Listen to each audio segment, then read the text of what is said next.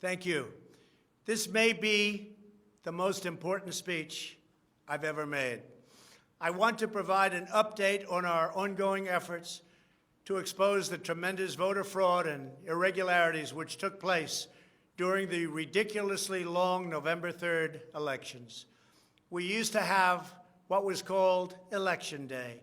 Now we have election days, weeks and months, and lots of bad things happened during this ridiculous period of time, especially when you have to prove almost nothing to exercise our greatest privilege, the right to vote. As president, I have no higher duty than to defend the laws and the Constitution of the United States. That is why I am determined to protect our election system, which is now under coordinated assault and siege. For months leading up to the presidential election, we were warned that we should not declare a premature victory. We were told repeatedly that it would take weeks, if not months, to determine the winner, to count the absentee ballots, and to verify the results. My opponent was told to stay away from the election. Don't campaign. We don't need you. We've got it. This election is done. In fact, they were acting like they already knew what the outcome was going to be. They had it covered, and perhaps they did, very sadly for our country. It was all very, very strange. Within days after the election, we witnessed an orchestrated effort to anoint a winner, even while many key states were still being counted. The constitutional process must be allowed to continue. We are going to defend the honesty of the vote by ensuring that every legal ballot is counted and that no illegal ballot is counted. This is not just about honoring the votes of 74 million Americans who voted for me. It's about ensuring that Americans can have faith in this election and in all future elections. Today, I will detail some of the shocking irregularities, abuses, and fraud that have been revealed in recent weeks. But before laying out just a small portion of the evidence we have uncovered, and we have so much evidence, I want to explain the corrupt mail-in balloting scheme that Democrats systematically put into place that allowed voting to be altered, especially in swing states, which they had to win. They just didn't know that it was going to be that tough because we were leading in every swing state by so much, far greater than they ever thought possible. While it has long been understood that the Democrat political machine engages in voter fraud from Detroit to Philadelphia to Milwaukee, Atlanta, so many other places, what changed this year was the Democrat Party's relentless push to print and mail out tens of millions of ballots sent to unknown recipients with virtually no safeguards of any kind. This allowed fraud and abuse to occur on a scale never seen before. Using the pandemic as a pretext, Democrat politicians and judges drastically changed election procedures just months and in some cases weeks before the election on the 3rd of November. Very rarely were legislatures involved, and constitutionally they had to be involved. But very, very rarely, and you'll see that as we continue to file our suits, it's constitutionally absolutely incorrect what took place, even from a legal standpoint. Many states, such as Nevada and California, sent millions of live ballots to every person on their voter rolls, whether those individuals had requested ballots or not, whether they were dead or alive. They got ballots. Other states, such as Minnesota, Michigan, and Wisconsin, instituted universal absentee balloting right in the middle of an election year, sending absentee ballot request forms to all voters on all rolls. It didn't matter who they were. This colossal expansion of mail-in voting opened the floodgates to massive fraud. It's a widely known fact that the voting rolls are packed with people who are not lawfully eligible to vote, including those who are deceased, have moved out of their state and even are non-citizens of our country. Beyond this, the records are riddled with errors, wrong addresses, duplicate entries, and many other issues. This is not disputed. It has never been disputed. Dozens of counties in the key swing states have more registered voters on the rolls than they have voting-age citizens, including 67 counties in Michigan. All of this is evidence. In Wisconsin, the state's Board of Elections could not confirm the residency of more than 100,000 people, but repeatedly refused to remove those names from its voter rolls before the election. They knew why, nobody else did. I knew why. They're illegal voters. It is a travesty that in the year 2020, we do not have any means of verifying the eligibility of those who cast ballots in an election, and such an important election it is, or determining who they are, whether they live in the state, or whether they are even American citizens. We have no idea. We have in all swing states major infractions or outright fraud, which is far more in numbers or votes than we need to overturn the results of a state. In other words, in Wisconsin, as an example, where we were way up on election night, they ultimately had us miraculously losing by 20,000 votes. And I can show you right here that Wisconsin, we're leading by a lot. And then at 3:42 in the morning, there was this. It was a massive dump of votes. Mostly Biden, almost all Biden. And to this day, everyone's trying to figure out, where did it come from? But I went from leading by a lot to losing by a little. And that's right here. That's at 3:42 in the morning. That's Wisconsin. A terrible thing. Terrible, terrible thing. But we will have far more, many times more, than the 20,000 votes needed to overturn the state. If we are right about the fraud, Joe Biden can't be president. We're talking about hundreds of thousands of votes. We're talking about numbers like nobody has ever seen before. Just as an example, in certain states, we'll be down by, let's say, 7,000 votes. But we'll find later on 20,000, 50,000, 100,000, 200,000 discrepancies or fraudulent votes.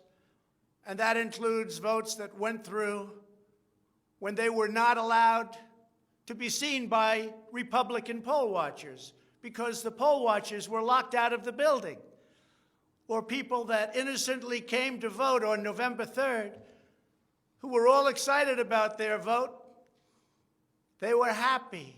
They were proud to be citizens of the United States of America. And they went up and they said, I'd like to vote. And they were told that they can't vote. I'm sorry, they were told. I'm sorry. You've already voted by mail-in ballot. Congratulations. We received a ballot, so you can no longer vote. They didn't know what to do. They had no one to complain to. Most just left and said, that's strange. But many people complained and complained vehemently. And in a lot of cases, they filled out a provisional ballot, which was almost never used, but in virtually every case was a vote for Trump. In other words, they went in to vote, and they were told that they voted. And they didn't vote. And they left, and they felt horror. And they lost respect for our system. And this happened tens of thousands of times all over the country. That's how desperate the Democrats were. They would fill out ballots of people not even knowing if these people were going to show up. And when they did show up, they said, sorry, you've already voted. And on top of everything else, we have a company that's very suspect. Its name is Dominion. With the turn of a dial or the change of a chip, you can press a button for Trump and the vote goes to Biden. What kind of a system is this? We have to go to paper. Maybe it takes longer, but the only secure system is paper. Not these systems that nobody understands, including, in many cases, the people that run them, although unfortunately, I think they understand them far too well. In one Michigan county, as an example, that used Dominion systems, they found that nearly 6,000 votes had been wrongly switched from Trump to Biden. And this is just the tip of the iceberg. This is what we caught. How many didn't we catch? Are there hundreds of other examples throughout the country? Are there thousands? We just got lucky, and they called it a glitch. But we found numerous glitches that evening.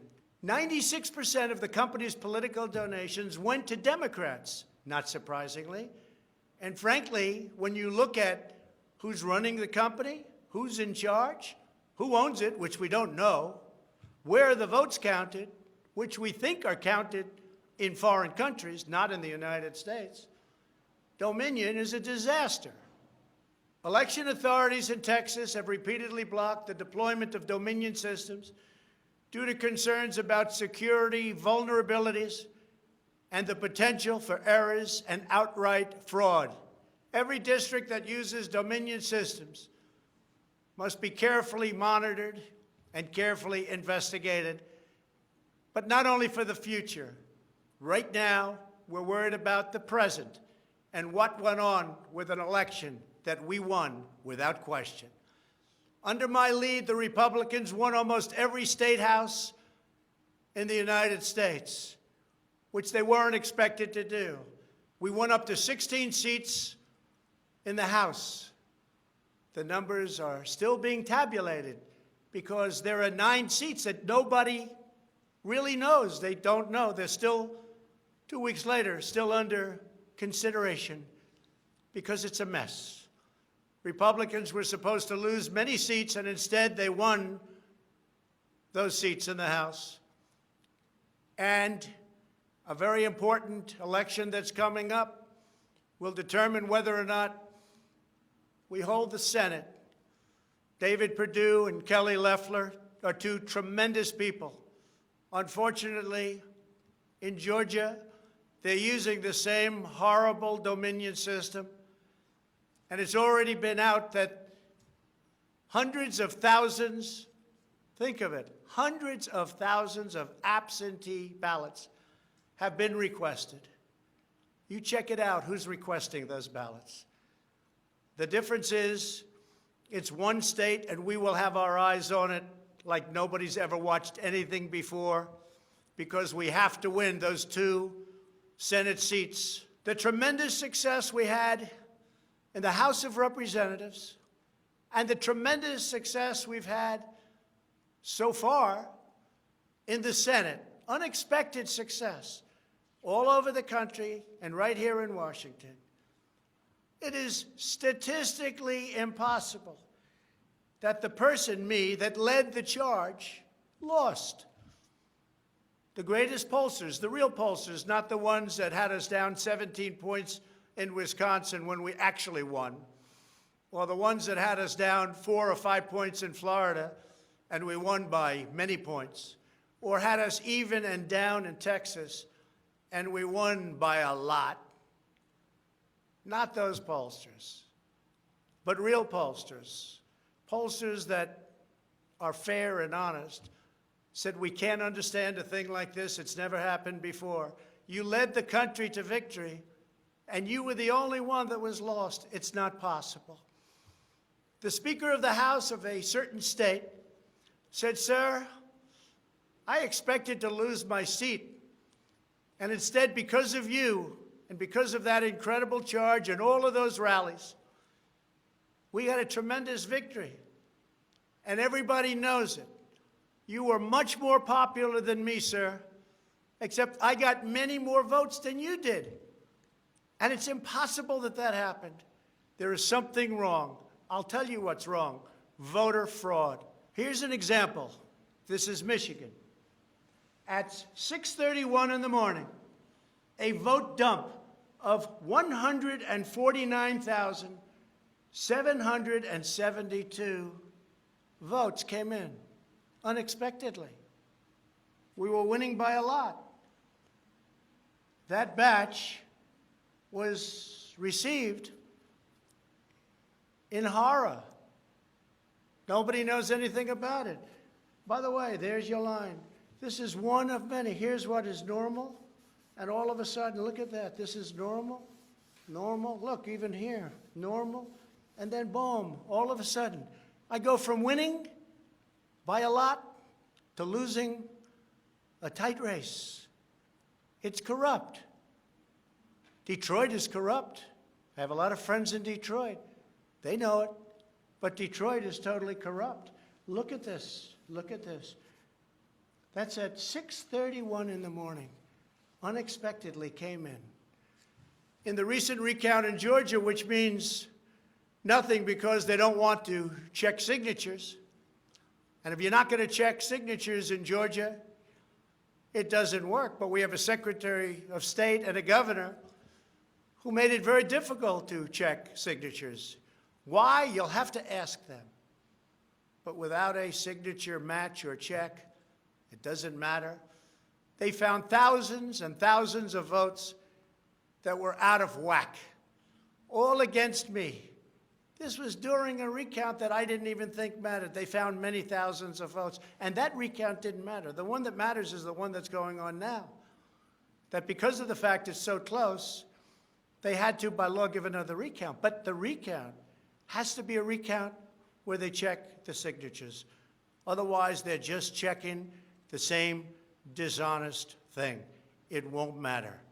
In this case, the signatures on envelopes are the only thing that is relevant. We will compare the signature on the envelope to the signatures from past elections, and we will find that many thousands of people signed these ballots illegally. The Democrats had this election rigged right from the beginning. They used the pandemic, sometimes referred to as the China virus, where it originated, as an excuse to mail out tens of millions of ballots, which ultimately led to a big part of the fraud, a fraud that the whole world is watching. And there is no one happier right now than China. Many people received 2, 3, and 4 ballots. They were sent to dead people by the thousands. In fact, dead people, and we have many examples, filled out ballots, made applications, and then voted, which is even worse. In other words, dead people went through a process. Some have been dead for 25 years.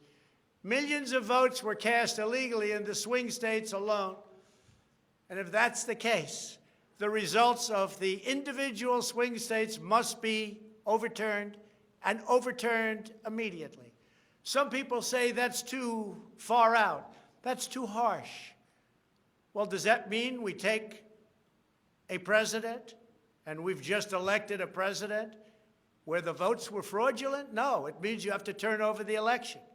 And everybody knows, without going much further, and they've seen the evidence, but they don't want to talk about it, what a disaster this election was. A total catastrophe. But we're going to show it, and hopefully the courts, in particular, the Supreme Court of the United States, will see it. And respectfully, hopefully they will do what's right for our country. Because our country cannot live with this kind of an election. We could say, let's go on to the next one. But no, we have to look also at our past. We can't let this happen. Maybe you'll have a revote, but I don't think that's appropriate. When those votes are corrupt, when they're irregular, when they get caught, They're terminated, and I very easily win. In all states, I very easily win these swing states, just like I won them at 10 o'clock in the evening of the election. So we're not looking to show you 25 faulty or fraudulent votes, which don't mean anything because it doesn't overturn the state, or 50 or 100. We're showing you hundreds of thousands, far more than we need, far more than the margin, far more than the law requires. We can show many times what is necessary to win the state. The media knows this, but they don't want to report it. In fact, they outright refuse to even cover it because they know the result if they do. Even what I'm saying now will be demeaned and disparaged, but that's okay. I just keep on going forward because I'm representing 74 million people, and in fact, I'm also representing all of the people that didn't vote for me.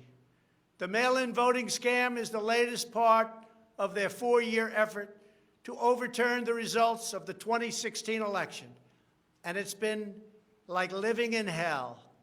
Our opponents have proven many times, again and again, that they will say and do anything to get back into power. The corrupt forces who are registering dead voters and stuffing ballot boxes are the same people who have perpetrated one phony and fraudulent hoax after another. You've been watching it now for 4 years. These entrenched interests oppose our movement because we put America first. They don't put America first. And we're returning power to you, the American people. They don't want America first. They only want power for themselves. They want to make money. That's why they don't want me as your president. I've been investigated from soon after I announced I was running for president, when I immediately went to #1 in the Republican primary polls. The investigations never stopped. They went on for 4 years. And I won them all. I beat them all. Russia, Russia, Russia. The impeachment hoax, and so much more.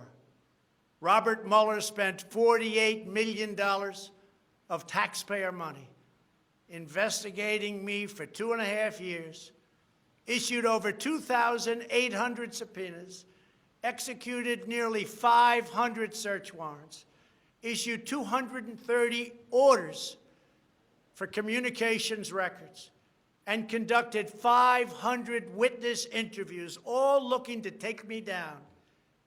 There was no collusion in the end, none whatsoever. Senator Marco Rubio, the head of the Senate Intelligence Committee, stated the committee found no evidence that then-candidate Donald Trump or his campaign colluded with the Russian government. And I thank Senator Rubio for that statement. Now I hear that these same people that failed to get me in Washington have sent every piece of information to New York so that they can try to get me there. It's all been gone over and over again. For $48 million, you go through tax returns, you go through everything. The New York Attorney General, who recently ran for office, campaigned without knowing me, stating, "We will join with law enforcement and other attorneys general across this nation in removing this president from office." I never met her. It's important that everybody understand, she said, that the days of Donald Trump are coming to an end. And all it's been is a big investigation in Washington and New York and any place else that can investigate, because that's what they want to do. They want to take not me, but us down. And we can never let them do that. Everything's been looked at. A friend of mine who's very smart said, "You've probably seen more than anybody else. You've probably been investigated more than anybody else. And for you to come out with a clean bill of health makes you probably the cleanest person in this country." Some people in this administration, but fortunately not all, have been beaten down and disparaged. They just disappeared.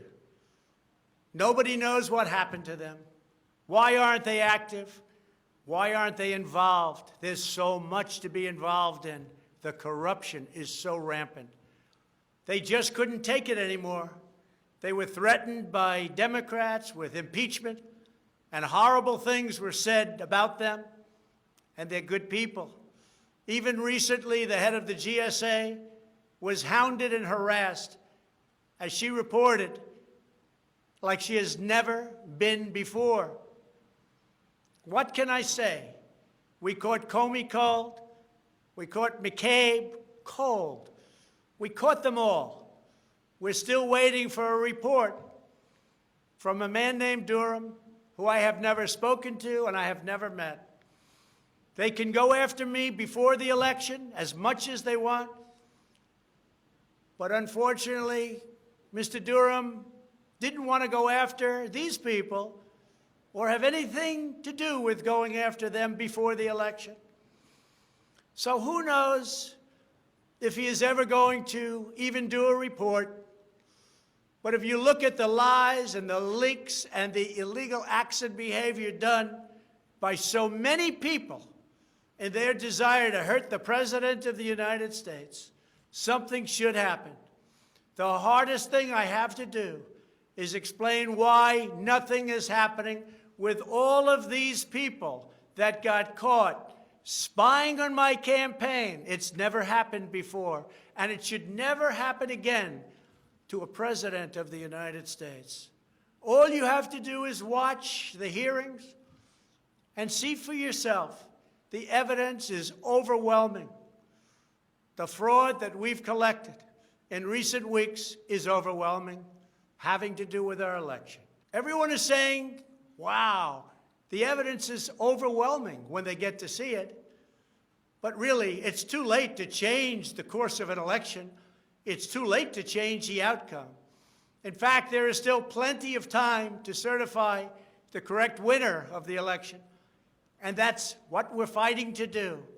But no matter when it happens, when they see fraud, when they see false votes, and when those votes number far more than is necessary, you can't let another person steal that election from you.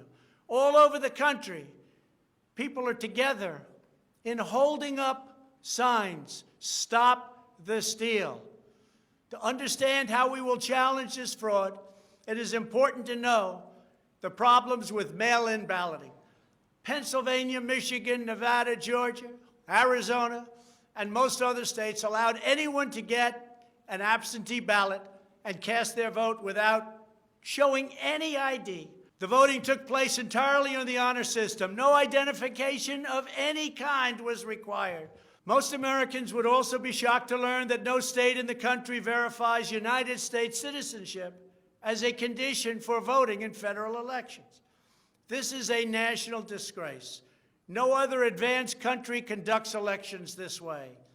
Many European countries have instituted major restrictions on mail-in voting specifically because they recognize the nearly unlimited potential for fraud. Out of 42 European nations, all but 2 prohibit absentee ballots entirely for people who reside inside the country, or else they require those who need absentee ballots to show a very, very powerful ID. Throughout the Democrat effort to dramatically expand mail-in voting, the Democrat Party leaders were also feverishly working to block measures designed to protect against fraud, such as signature verification, residency verification, or voter ID. And citizenship confirmation was almost unthought of that we should ask for it. Can you believe this? These are not the actions of people who want fair elections. These are the actions of people who want to steal elections, who are willing to create fraud. The only conceivable reason why you would block common sense measures to verify legal eligibility for voting is you are trying to encourage, enable, solicit, or carry out fraud. It is important for Americans to understand that these destructive changes to our election laws were not a necessary response to the pandemic. The pandemic simply gave the Democrats an excuse to do what they have been trying to do for many, many years. In fact, the very first bill that House Democrats introduced when Nancy Pelosi became Speaker was an attempt to mandate universal mail-in voting and eliminate measures such as voter ID, which is so necessary. Dramatically eroding the integrity of our elections was the Democrats' #1 priority for a simple reason. They wanted to steal the 2020 presidential election. All of the Democrat efforts to expand mail-in balloting laid the groundwork for the systematic and pervasive fraud that occurred in this election. In Pennsylvania, large amounts of mail-in and absentee ballots were processed illegally and in secret in Philadelphia and Allegheny counties without our observers present. They were not allowed to be present. In fact, they weren't even allowed in the same room. They were thrown out of the building, and they looked from outside in, but they had no way of even seeing because there were no windows, and the windows that were there were boarded up. Democrats even went to the Pennsylvania Supreme Court to block observers from receiving access. There is only one possible reason that the corrupt Democrat political machine would oppose transparency during the vote counting. It's because they know they are hiding illegal activity. It's very simple. This is an egregious, inexcusable, and irreversible harm that stains the entire election. Yet this unprecedented practice of excluding our observers, our vote watchers, as some people call them, occurred in Democrat-run cities and key states all across the nation. Here are just some of the additional facts that we've uncovered. Many voters all across Pennsylvania received 2 ballots in the mail, and many others received mail-in ballots for which they never applied. So many got ballots, they didn't even know what they were for. And again, so many received more than 1 ballot, in some cases more than 2 ballots. And they happened to be, for the most part, Democrats. In Fayette County, Pennsylvania, multiple voters received ballots that were already filled out. They didn't know what happened. In Montgomery County, Pennsylvania, a poll watcher overheard unregistered voters being told to return later to try to vote under a different name. Tens of thousands of voters across Pennsylvania were treated differently based on whether they were Republicans or Democrats. Voters who submitted flawed ballots in some Democrat precincts were notified and asked to fix their ballots, while Republican precincts, and in particular Republican voters, were not so notified, which plainly violates the Equal Protection Clause of the United States Constitution. If you are a Democrat, we're going to fix up your ballot, make sure it's perfect. If you are a Republican, don't even talk about it. In Michigan, a career employee of the city of Detroit witnessed city workers coaching voters to vote straight Democrat while accompanying them to watch who they were voting for, violating the law and the sanctity of the secret ballot. You can't do that. The same worker says she was instructed not to ask for any ID and not to attempt to validate any signatures. She was also told to illegally backdate ballots, many, many ballots, received after the deadline. This is something that is so unconstitutional.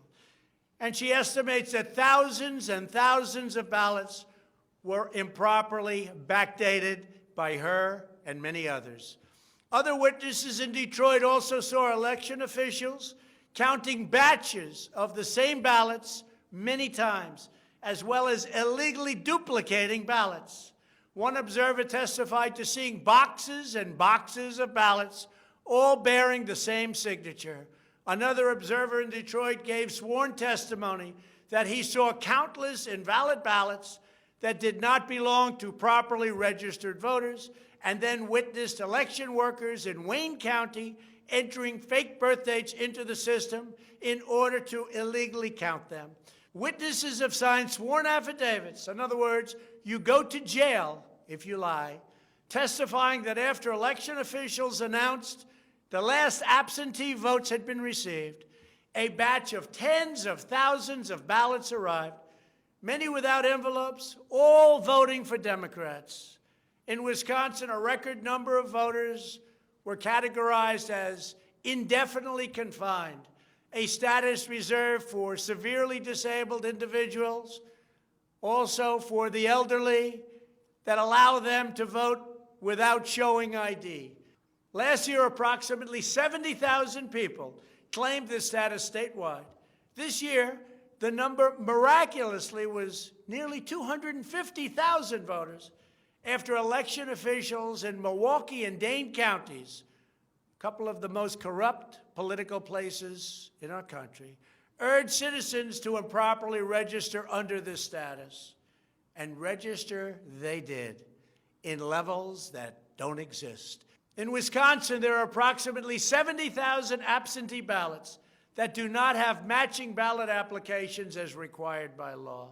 In Georgia, 9 observers have testified to seeing countless irregular ballots without the creases or typical markings indicating that the ballots did not arrive in envelopes as required. A poll watcher in Fulton County estimated that approximately 98% of the large number of unusually pristine ballots that she witnessed were for Biden, a highly unusual number. In addition, thousands of uncounted ballots were discovered in Floyd, Fayette, and Walton counties weeks after the election. And these ballots were mostly from Trump voters. They weren't counted. They were from Trump voters. In Detroit, everybody saw the tremendous conflict and the horrible way that the 2 Republican canvassers were treated, so horribly, because they wouldn't vote when they saw that 71% of the precincts didn't balance. And also, there were more votes than there were voters. Think of that. You had more votes than you had voters. That's an easy one to figure. And it's by the thousands. In Arizona, in-person voters whose ballots produced error messages from tabulation machines were told to press a button that resulted in their votes not being counted. Also in Arizona, the Attorney General announced that mail-in ballots had been stolen from mailboxes and hidden under a rock.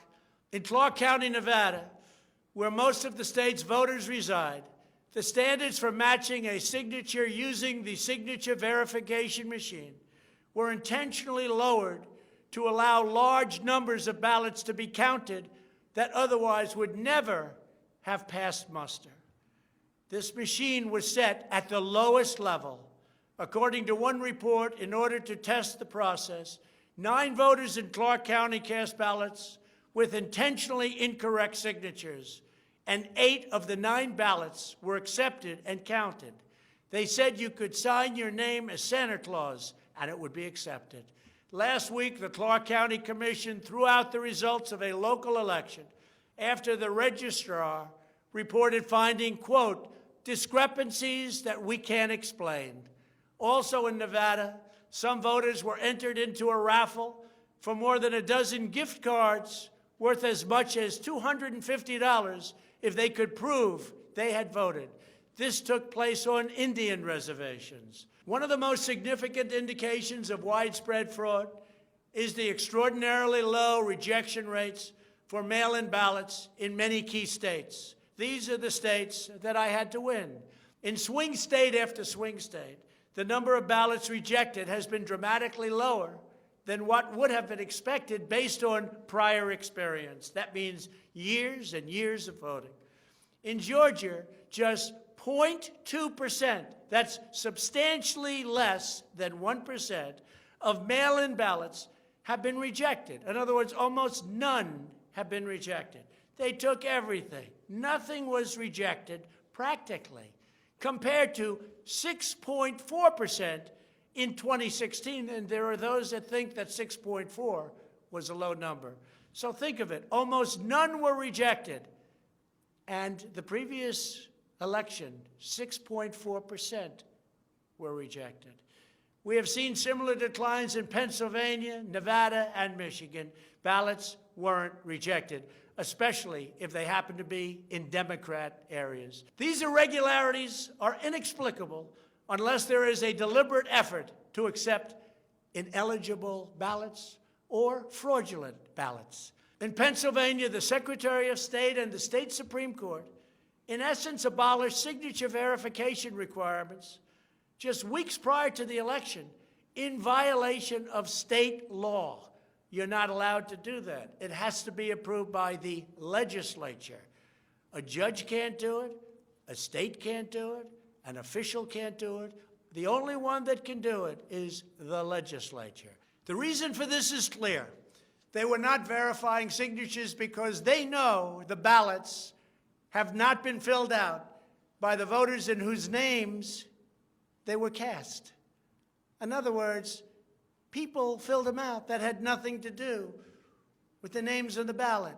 A simple recount of the ballots under these circumstances only compounds the fraud. The only way to determine whether there was an honest vote is to conduct a full review of the envelopes in the relevant states. You will find that many of them, tens of thousands, have fraudulent signatures. A full forensic audit is required to ensure that only legal ballots from lawfully registered voters that were properly cast are included in the final count. This election is about great voter fraud, fraud that has never been seen like this before. It's about poll watchers who were not allowed to watch. So illegal. It's about ballots that poured in, and nobody but a few knew where they came from, but they were counted, and they weren't for me. It's about big leads on election night, tremendous leads, leads where I was being congratulated for a decisive, easy victory, and all of a sudden, by morning or a couple of days later, those leads rapidly evaporated. It's about numbers of ballots that were sent that nobody knew where they came from. It's about machinery that was defective, machinery that was stopped during certain parts of the evening, miraculously to open with more votes. It was about many other things, but above all, it was about fraud. This election was rigged. Everybody knows it. I don't mind if I lose an election, but I want to lose an election fair and square. What I don't want to do is have it stolen from the American people. That's what we're fighting for, and we have no choice to be doing that. We already have the proof, we already have the evidence, and it's very clear. Many people in the media and even judges so far have refused to accept it. They know it's true, they know it's there, they know who won the election, but they refuse to say, you're right. Our country needs somebody to say you're right. Ultimately, I am prepared to accept any accurate election result, and I hope that Joe Biden is as well. But we already have the proof. We already have tens of thousands of ballots more than we need to overturn all of these states that we're talking about. This is an election for the highest office in the greatest country in the history of the world. Every reasonable American should be able to agree, based on what we have already documented, that we need a systematic analysis of the mail-in ballots to review the envelopes. It's about the signature. And if they're on the envelopes, we can only review the envelopes, and that will tell us everything. This is the absolute minimum we should expect. This is not just about my campaign, although it has a lot to do with who's going to be your next president. This is about restoring faith and confidence in American elections. This is about our democracy and the sacred rights that generations of Americans have fought, bled, and died to secure. Nothing is more urgent or more important. The only ballots that should count in this election are those cast by eligible voters who are citizens of our country, residents of the states in which they voted, and who cast their ballots in a lawful manner before the legal deadline. Moreover, we must never again have an election in which there is not a reliable and transparent system to verify the eligibility, identity, and residency of every single person who casts a ballot, a very, very cherished ballot. Many very smart people have congratulated me on all we've done. The biggest tax cuts in history, regulation cuts, the biggest in history. We rebuilt our military. We took care of our vets like never before. Space Force, and so much more. But then they went on to say, as big and as important as these events were, the single greatest achievement in your presidency will be exactly what you're doing right now, voter integrity for our nation. It's more important than any of the things that we discussed. If we don't root out the fraud, the tremendous and horrible fraud that's taken place in our 2020 election, we don't have a country anymore. So with the resolve and support of the American people, we will restore honesty and integrity to our elections, and we will restore trust in our system of government. Thank you, God bless you, and God bless America.